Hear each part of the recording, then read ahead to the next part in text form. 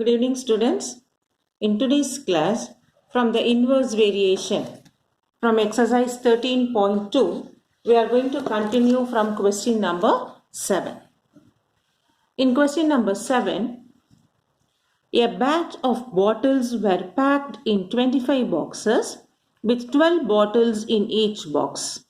If the same batch is packed using 20 bottles in each box, how many boxes would be filled? What is given? A batch of bottles were packed in 25 boxes with 12 bottles in each box. So in one box, 12 bottles are there. Like that, 25 boxes are packed. If the same batch is packed with 20 bottles, that is for 25 boxes, we have to, for the same batch, if it is 20 bottles means how many boxes are required.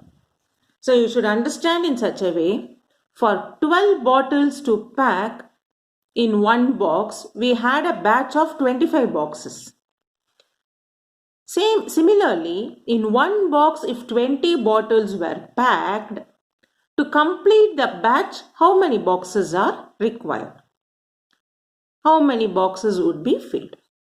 So now you know, the more the bottles in one box, the boxes requirement will become less. So this is inverse variation. Then using the inverse variation xy is constant, we will find how many boxes, number of boxes required. Now let us do the problem. We write now, let the number of boxes required. Let the number of boxes required is equal to x. So now what we have known, when we make a tabular column, we make number of bottles, number of boxes. So for number of bottles, for 12 bottles, 25 boxes are required for a batch. So if this bottle is increased to 20, how many boxes are required? Okay. So let us assume this bottle has x, number of boxes to be y. So this xy should be constant. So we know this is inverse variation. That is, we know now more number of bottles in the box, lesser boxes required. Therefore, inverse variation. That is 12 into 25 is equal to 20 into x. Now this we can write as 12 into 25 divided by 20 is equal to x. So in 5 table, 5 5s are 25, 5 4s are 20. Then 4 will go in 12 3 times. 3 5s are 15. So number of boxes required. Therefore, number of boxes required is 15. Okay. So now here you have understood, in one box bottles, number of bottle is 12. To complete the batch, we needed 25 boxes. So if the bottle is increased in one box to 20, then to complete the batch, the number of boxes will become less. So it is inverse variation. So inverse variation we complete as 12 into 25 is equal to 20 into x, where x is number of boxes required. We transpose and simplify and we get the number of boxes required to be 15. Now let us move on to question number 8.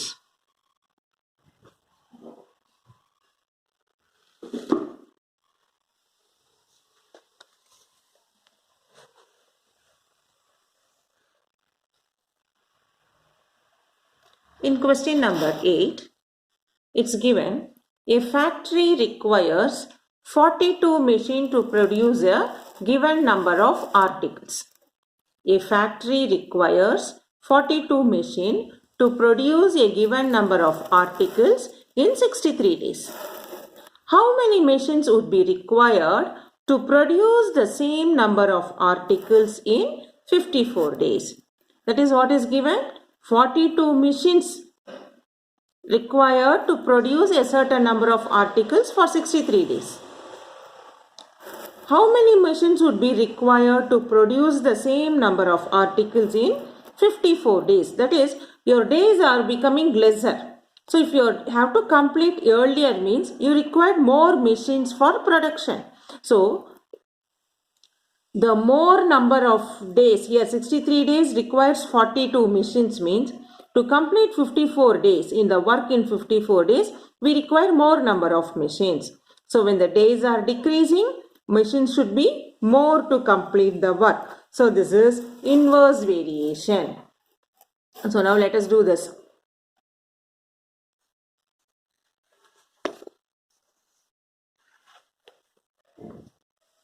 So for us it is given now. Let the number of machines required. So first we write what and all is given for us. Number of days and number of machine. So in the first part they have given to complete the work in 63 days we require 42 machines.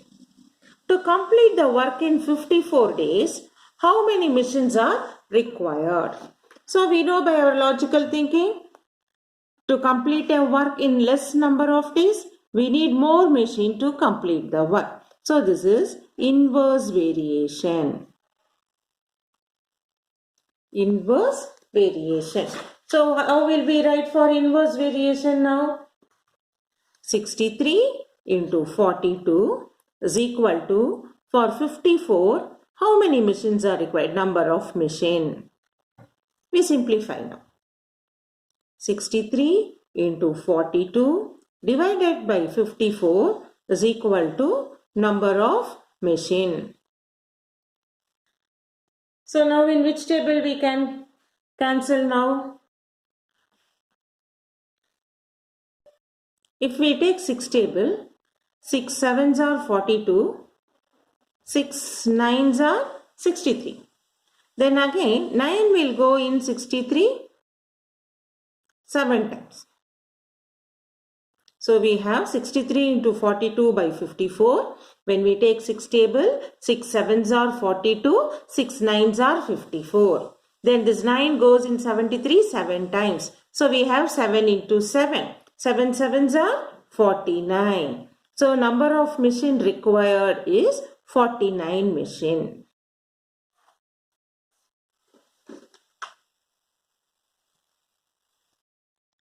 Let us move on to 9th sum now.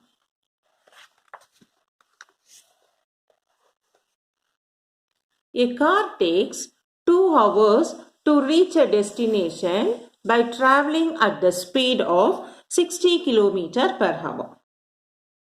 How long will it take when the car travels at the speed of 80 km per hour? See now, read the question once again. A car takes 2 hours to reach a destination by traveling at the speed of 60 km per hour. How long will it take when the car travels at the speed of 80 km per hour? You can see here, speed is given, time is given. At speed of 60 km per hour, you reach in 2 hours. If the speed of 80 km per hour, that is, the speed is increased from 60 to 80. So when the speed increases, you reach the destination faster. So time will become less. So as speed increases, time decreases. So this is inverse variation. And now using that we will find how long, that is number of hours you will reach the destination. So we write now.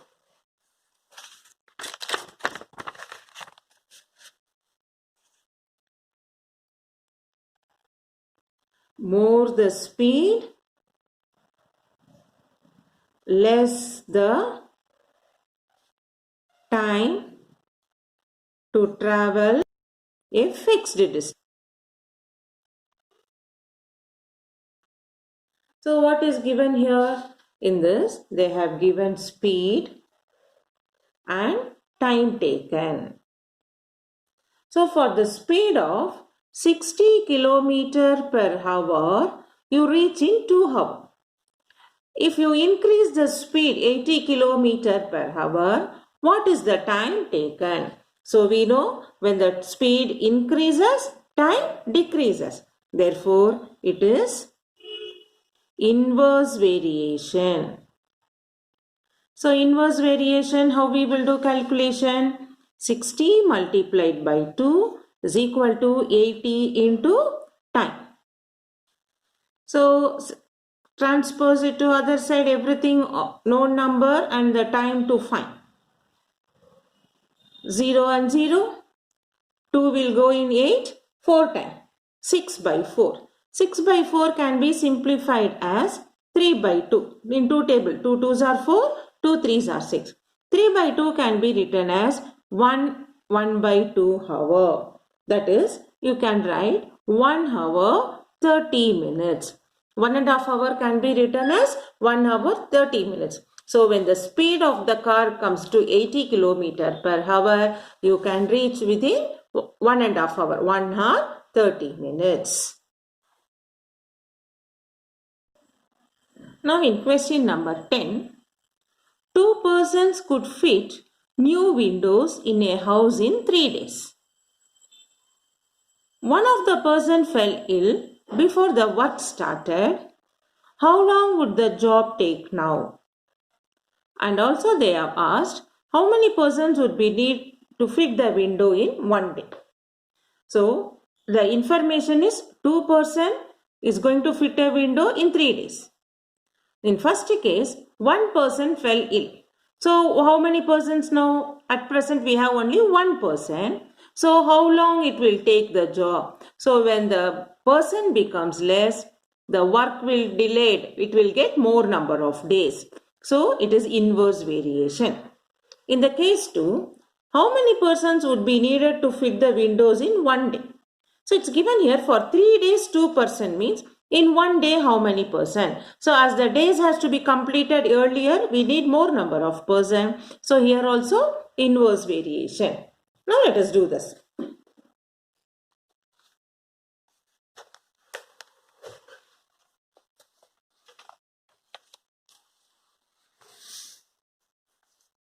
So case 1. Given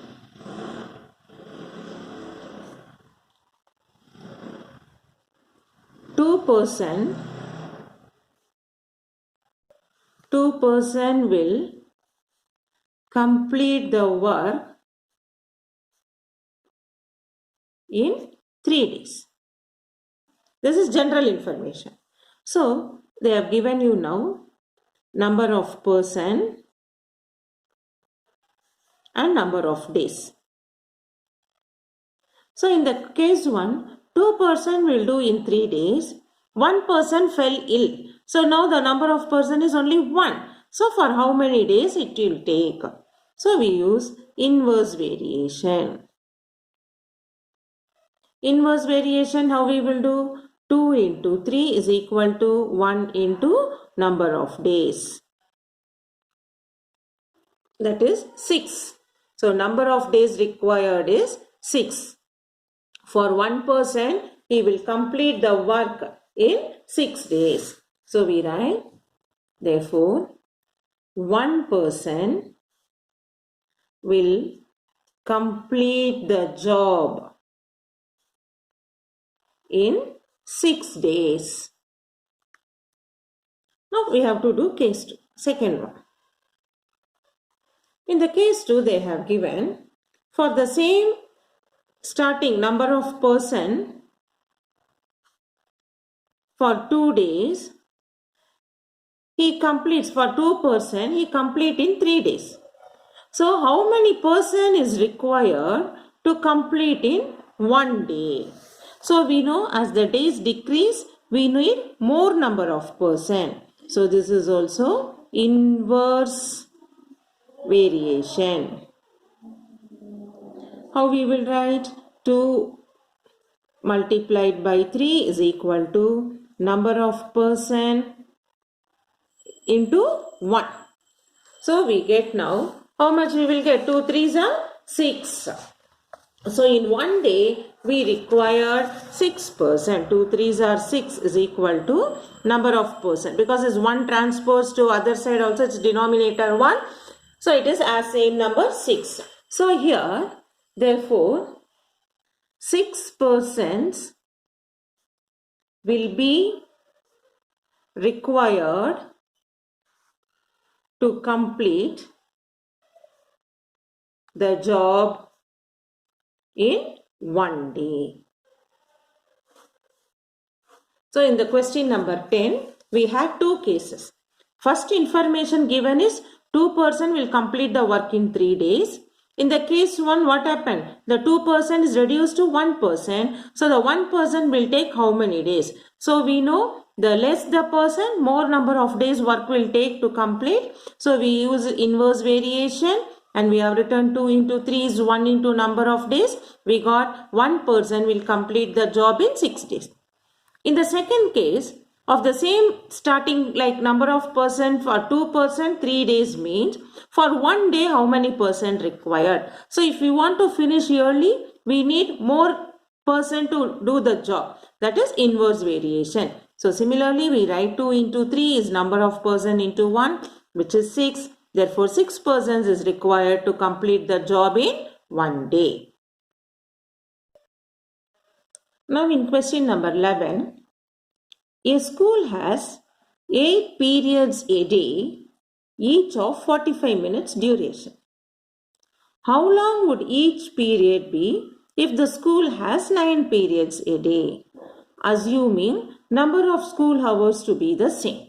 So they are going to work same number of hours. But here they have asked you for 8 period, if it is 45 minutes means for 9 periods how many minutes are required. So we know the more the number of periods, each period time will become less. So this is inverse variation. And we'll find it how many minutes are required if it is a 9 periods a day. Now in this sum they have given for us number of periods and time duration for each period. So if you have 8 periods, 45 minutes is the time duration.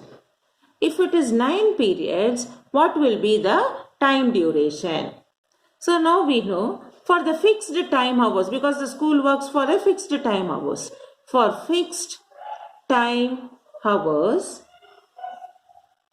more the period, more the number of period, less the time duration. Therefore, inverse variation.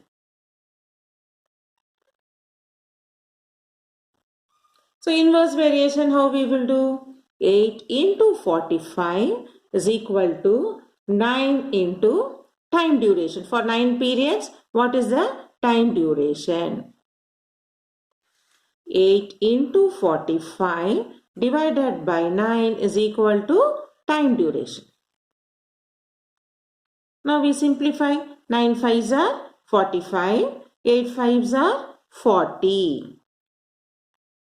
So if it is 9 periods, the time duration should be 40 minutes. So we write, therefore, required duration per period is 40 minutes. Okay. So now we have completed this exercise 13.2 with full 11 sums we have completed. So we have done in this chapter direct variation separately one exercise, inverse variation one exercise separately. Now we have completed the chapter. In the next video, we are going to do the revision of this chapter. That is, the sums will be combined, direct and inverse, and you have to write Any sums when they give, first you should understand and write whether it is direct or inverse, and then you should continue the sum. So the next video will be the revision of this chapter, direct and inverse variation. We'll do the revision with the questions which will be coming for the exams based on the exam question paper pattern. That is revising the question papers, the chapter from this chapter, what are all the sums have come in all these years. So see you in the next video with the revision question and the question paper pattern from this chapter.